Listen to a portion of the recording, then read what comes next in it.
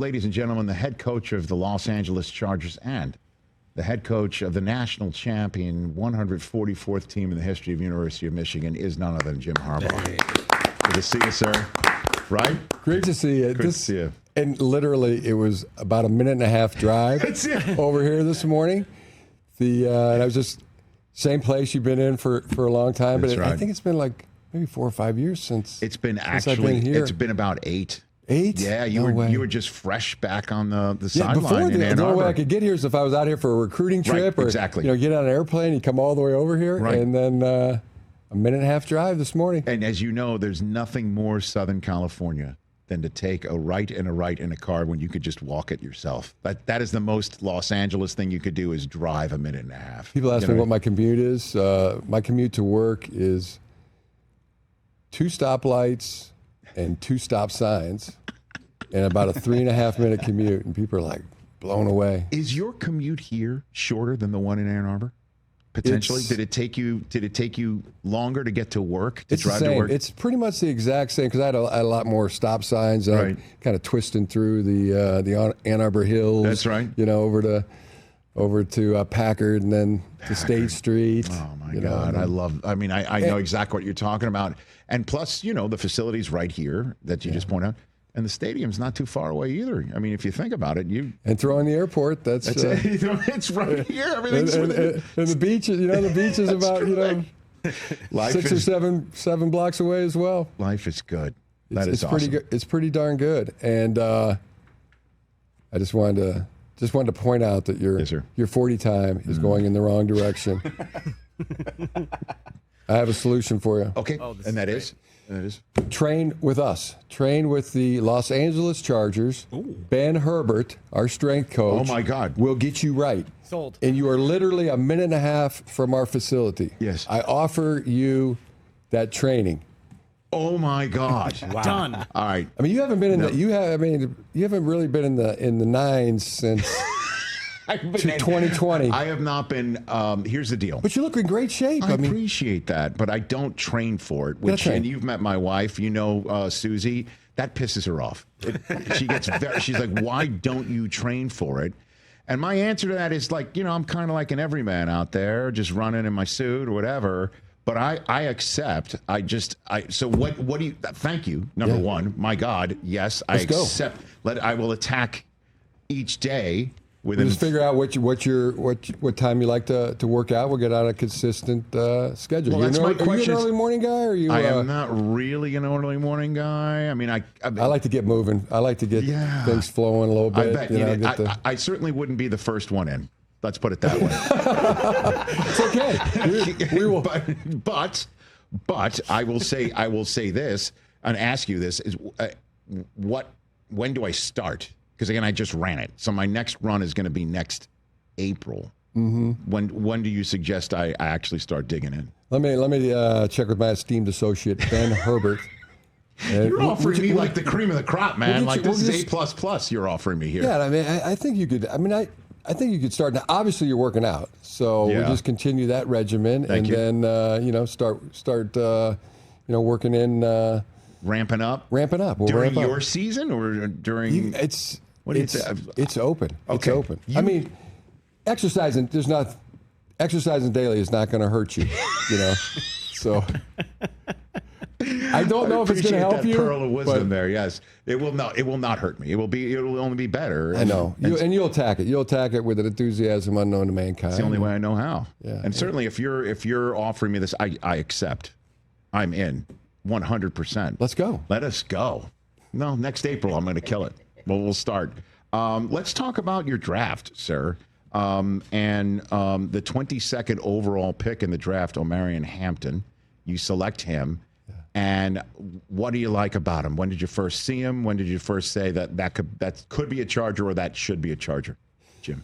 So was tracking him, through the season when you turn on games, knew about him, but then before the combine, really started digging into every single position. You start to rank the guys, and immediately just fired up about him. The ability to be a 4-down back. Yeah. The way he can catch the ball out of the backfield, the way he pass protects, the the way he, really kind of puts the team on his shoulders, and then meeting him in person at the combine, and NFL ready back, all boxes checked, and everybody you talk to throughout this young man's entire life, has nothing but glowing things to say. I mean, they'll roll up in their chair. Let me tell you about Omarion Hampton. He's the best player I've ever coached. He's the kind of young man that I would want my daughter to marry. And it was that throughout. So yeah, we were pretty darn shocked that he was there at 22, and we made the decision. And there were some teams calling to try to trade up. Yeah, because I noticed that the clock was going down all the way down to the final seconds.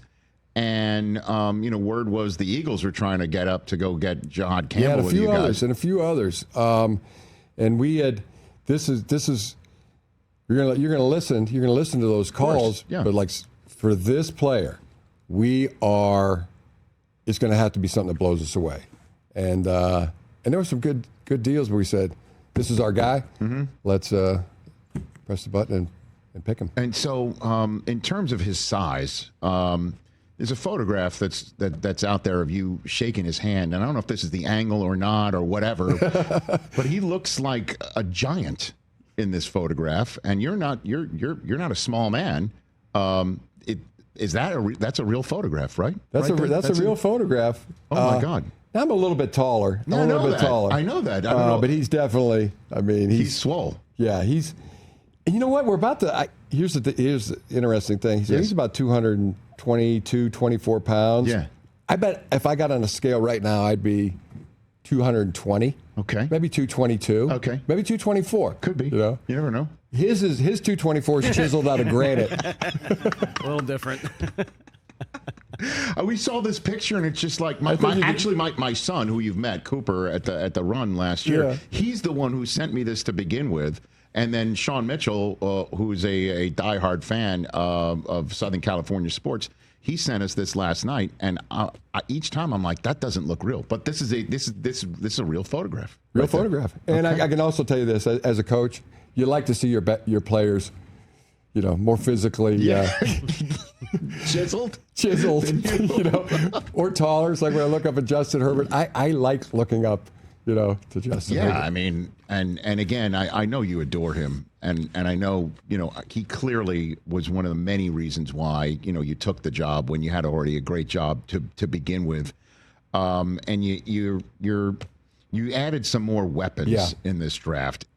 2 wide receivers, obviously you hit the defensive line in your draft. You took Oronde Gadsden's son. Did you ever play with him or against him or anything like that? Or that you'd never really crossed paths professionally? We never played on the same team. Pretty sure I played against him. I'm sort of figured too. I think, or if I'm... Man, you stick around long enough. A little bit older, but... Maybe so, but yeah, he's a dynamic type of guy. We got a spot for him, that H tight end, pass catching tight end, but he'll block too, and I think we're going to help him with that quite a bit. But guys, for Justin to get the ball to, I just woke up the other day and said, I got to get Justin Herbert to the Hall of Fame. Oh. Must get Justin Herbert to the Hall of Fame. You woke up and said that? Yeah. It's just one of those things where you wake up and kind of like 3:34 in the morning. Right. And sometimes that's when your best ideas come. Yeah, I know. And I'm with you. You kind of process that, and that would mean winning a couple Super Bowls, and there'd be a lot of people would benefit, from that. So that's a worthy goal, and I think it's necessary that we get him. Surrounded with as many good football players to his level as possible. Have you ever said those words to Justin Herbert? I'm going to get you to the Hall of Fame, or I want to do that? No, I haven't. That was really, you're the first person I've said that to. I'll take it. Or the ceiling is the first entity you ever said it to, I imagine. 3 a.m, you're just saying, yeah, that was the first entity. Let's then speak it into existence. So. Let's do it. I'm sure Justin would appreciate that sort of thing. Do you have what's Justin's all about the team. He is not into any kind of accolades for himself. So I mean, yeah, he would kick me in the shins if I said that to him. But that's the challenge that I'm attacking. Mm-hmm. And so what's I guess a film session between you and him together? Do you sit around and just watch game film? Is that the sort of stuff you do even now when you have an opportunity to have him in your camp, in your midst? It's walk me through what that's like, you and him sitting around talking ball. Jim. Well, I'm at a disadvantage intellectually to start with. The way his mind works, I mean, he would be one of those chess players that could think 8-10 moves ahead. And Shane Day is our quarterback coach. He does a phenomenal job, and so those film sessions are Shane, the other quarterbacks, and Justin, and it's I just say it's great because everybody's contributing, and Justin's taking everything in and processing, and every question is like, oh yeah, I didn't think of that, or that's the exact right question. He wants to be great, but not in a way that it's for his self-promotion, but for his teammates. So just nothing but respect at the highest level. Jim Harbaugh here, head coach of the Los Angeles I wake Chargers. up every day trying to be worthy to be his coach and the rest of the guys on the team. Well, clearly, their coach, Derwin James, Khalil Mack. Yeah, that's the challenge every day. Get to their level and contribute. Well, obviously, it also starts with the line play too. I know you know that more than anybody else. You talk about them as skilled players. Tip of the spear. Tip of the spear. The offensive line. Yeah, you don't refer to nobody refers to offensive linemen as skilled players, Jim. Nobody does that sort of thing. Let me ask you a question, Rich. Yes, Jim. What is the one position group in football that relies on no other position group for them to be successful, yet every other position group relies on this position group for their success? There isn't one. Offensive line. That's right. That's it. The offensive line. There's no other position group. And there's sometimes think about it, the running backs, the quararbacks, the receivers. Yeah. And sometimes you get the defensive line to say, "No, that's not. We don't rely on them. We don't. They don't impact how we play." I go, "Do you like having a 12-play drive? Do you like?" Yeah, you're right, Coach. Yeah. You like sitting by the Gatorade for a good 7 to 10 actual real life minutes? Or do you like a 3 and out every time you're back out there on the field? Yeah. You are right. There's no doubt about it. And that obviously having that working, and you got Najee Harris as well. Like, do you feel like you got the hammer, you got the lightning, you got the hammer, right and the bolt? Yeah, you got it all. Right. Yeah,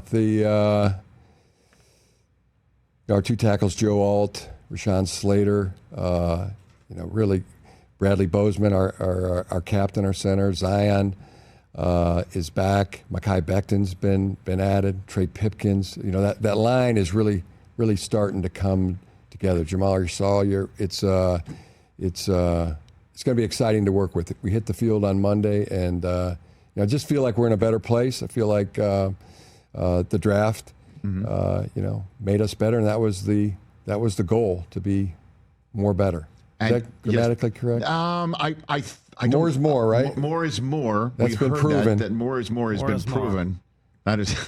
That's been proven. Oh my gosh! And in terms of Ladd McConkey, what he did last year, what's your level of expectation for what he can do in a year 2 in this offense, Jim? What's your level of expectation for him? Pretty high. He's shown that and proven that.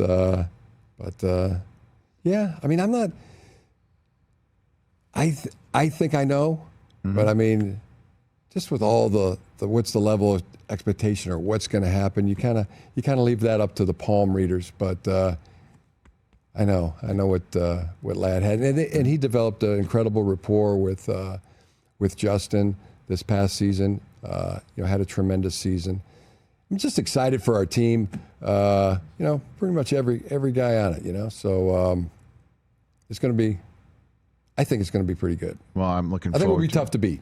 Well, you've got. You have to say it's the toughest division in football. You could argue. Obviously, the AFC North is usually, your brother's division is usually thrown out there in that conversation. Yeah. The NFC North is thrown out there in that conversation. But 3 playoff teams came from the West, and you'd have to figure, the Raiders are going to be better. They're all going to be better. An old colleague of yours is coming back, and Pete Carroll.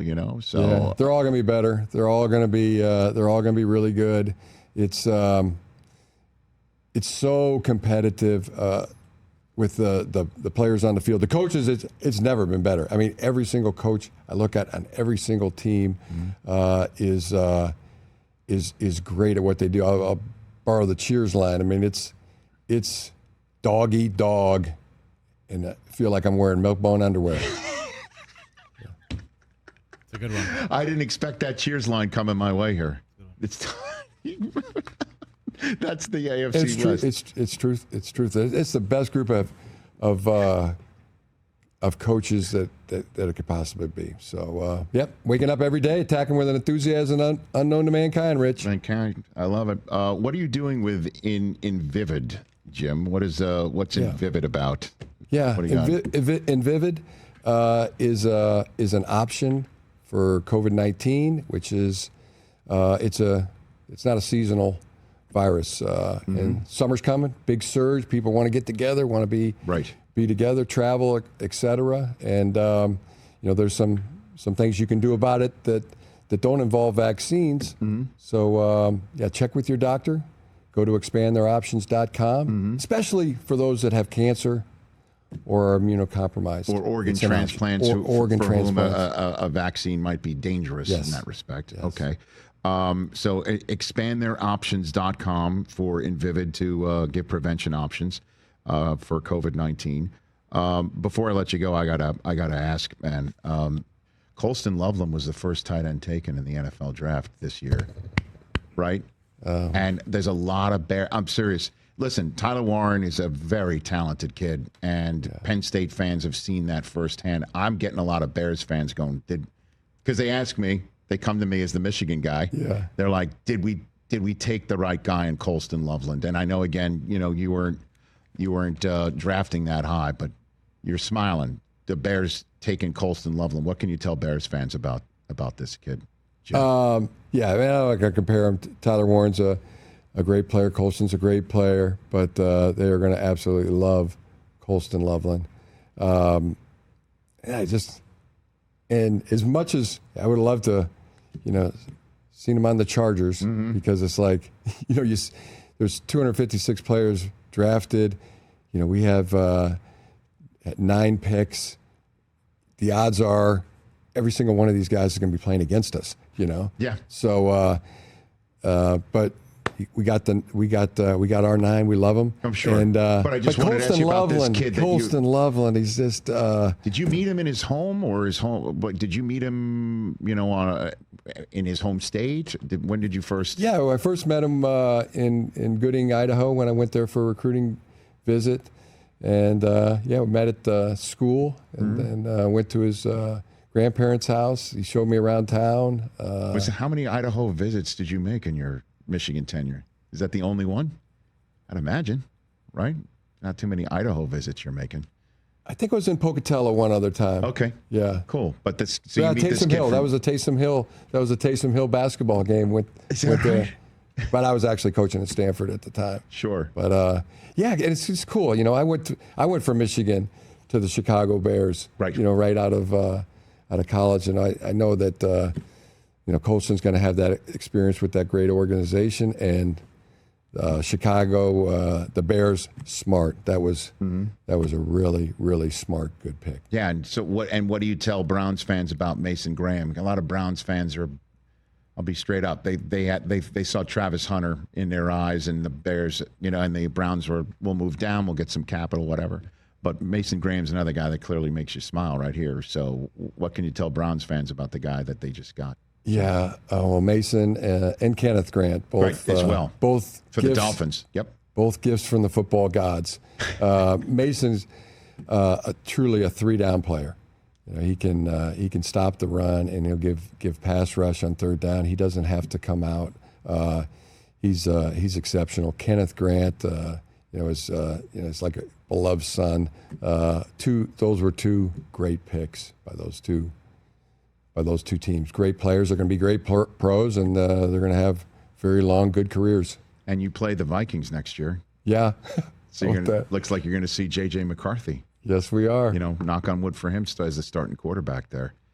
God willing, and the creek don't rise, I'll be there for that. No, I'm sure you will, Jim. You know. But I mean, he's just one of my favorite kids that I've gotten to meet. I mean, what a group you guys had at Team 144, man. Like, just a great. Another beloved son, JJ, and it's, that's one. Yeah, I mean, it'll be. It's nostalgic now, but I know once I'm just envisioning playing when he's a tremendous competitor, and it's great. It's you get a little nostalgic about it, and just so happy for each and every one of the guys, and those you're talking about now. You're talking about long and trusting friendships, So Vikings fans are going to be very happy as well. I think so too. McCarthy. I think so too. I mean, you know what? Hey, listen, fans get a little nervous when change is made, or they go to a young kid in a very important spot. But I just love his mindfulness. I just love the way he talks. He talks like a 40-year-old. He doesn't talk like a 21-year-old. He talks about mindfulness. He talks about being in his own head and making sure that you and him. Great parents, Jim and Megan McCarthy. Right. They've poured all that into him, and people get worried. That's the nature of the business. This is, like I said before, I mean, the predictions, what's going to happen is for the palm readers, for J.J. McCarthy, Colston Loveland, all of us. I mean, this is about each day, attacking each day. Mm-hmm. See if we can't make today better than yesterday. See if we can't make tomorrow better than today, and have at it. And then the games will come, and that's the magic. We'll see how it goes. Real time, real things happening. Crowd right there. That's the kind of stuff that we live for. So before I let you go, Jim, one last story time, if you wouldn't mind indulging, because you mentioned, hey, I was a Michigan guy who went to Chicago back in the day. Did Bo get you ready for Ditka? Did he get you ready? Like your years with the Schembechler crucible get you ready for whatever Mike Ditka sent your way when you were in Chicago, Jim? Absolutely. Coach Schembechler, I mean, you know this, how I feel. He's like another father to me. My father, Jack Harbaugh, Bo Schembechler, Mike Ditka. They're all there on that. My Mount Rushmore of favorite coaches I've ever had. But what happened with you and Ditka? Because the general sense now, we're looking back on it, is that there was a lot of gear grinding between the two of you when you first got to Chicago. Was that the case, or gear not grinding? Really? No, not at all. No, I mean, from the absolute beginning, like this coach, he's Iron Mike. He's the kind of guy that I would have hoped that I could have been friends with, been on the same team with when he was playing. So I always had a coach, that he knew the look, looking into a face mask, but he also knew the look looking out of a face mask. Always nothing but respect for Coach Ditka, and always wanted to just make him proud of me, and yeah, we had the one sideline, it's where I threw an interception with a 20-point lead, and he got after me. That was about the same as Bo would, when I was at Michigan, and sometimes you need that as a player. That's that's all good. I've understood that, but you cannot. I don't think there's anybody that can question Mike Ditka's passion, his knowledge of the game. I mean, he is one of the greatest coaches in the history of the National Football League. It was a tremendous honor for me to play for him. So, again, I know you don't really get too deep into process-oriented or talking about your process, but you just mentioned how Ditka knew what it looks like to look in the face mask, but also look out of it.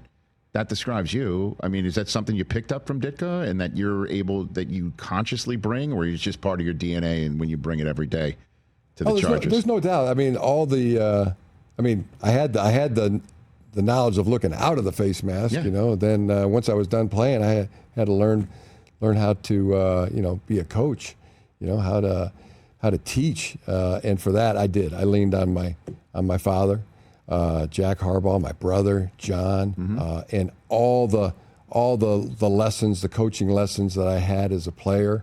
Even when I was playing, I was taking notes and thoughts of, what would I do if I was coaching, when I'm going to coach. So Mike Ditka, Bo Schembechler, Lindy Infante. No. I mean, I was blessed to be able to play for some of the greatest coaches in the history of the game. And I was paying attention, Rich. Clearly, taking notes. I was listening. Look at you and putting it into practice. I was listening. I was watching. And then I would try to emulate. I would... then I wanted to go make them proud, and there's others, even those I didn't play for. I've read a lot about Vince Lombardi, watched all the Vince Lombardi documentaries, Bear Bryant, Woody Hayes.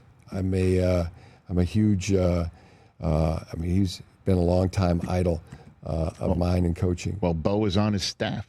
All of these, this back and forth between us and, the school up north, as we're referred to, They were great friends, Rich. The 10-year war. As my grandma, Marie Harbaugh, would say, they are two peas in a pod. Hey, man. And it's great to have you here, sir. It's always great to see you. Send my best to your whole family. And I can't thank you enough. I'm in. You offered me Ben Herbert and the Chargers world to get ready for to get trained. I'm in. Lock me in. Just come over. I'll come in. Just ring the doorbell. Yeah, and we'll get into it. It'll be like a plane going down the runway. Just slowly taking off. Build up, and then we are gonna. Sky's the limit. That day, let's go for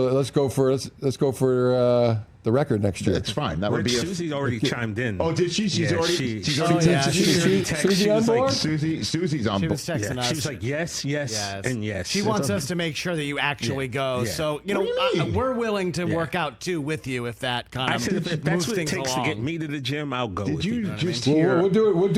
do an attendance report card. We'll put it on the Excel file. We'll have it on the TVs every day. Every day that you come, we will put a bolt like we do for the players. There'll be a nice lightning bolt under your name. And when you don't come, there'll be a red X. Okay, I don't want any red X's. Definitely Can't have it. Jim Harbaugh. Hey. Again, everyone go to expandtheiroptions.com and check out what Invivid is up to. And great to see you, man. Thank you. Great to see you, too. Catch the Rich Eisen Show live weekdays from 12 to 3 p.m. Eastern on Roku Sports Channel in the U.S.